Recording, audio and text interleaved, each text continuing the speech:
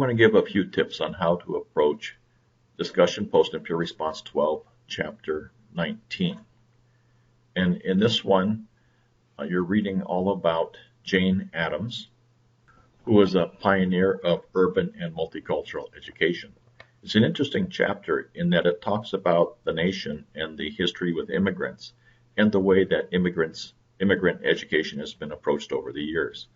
I find this extremely interesting, especially since I have worked with many immigrants when I was teaching school, and I also went to school with immigrants when I was in graduate school especially. Look at the patterns for immigration to the country and then the response.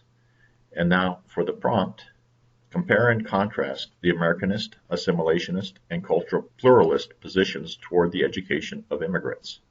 So compare and contrast. I'm expecting comparison. How is each of these the same?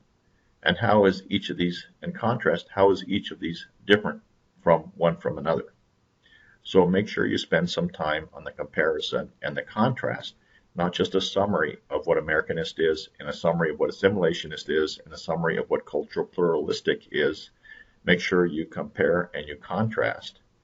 Then reflect or write about how these positions relate to contemporary issues regarding immigration policy and multicultural and bilingual education. What parts of current policy and the positions on different issues are Americanist, assimilationist, cultural pluralistic? And so put it into the contemporary context, the here and now, especially in the Laredo context or wherever you might be working. If you have any questions, please give me a call.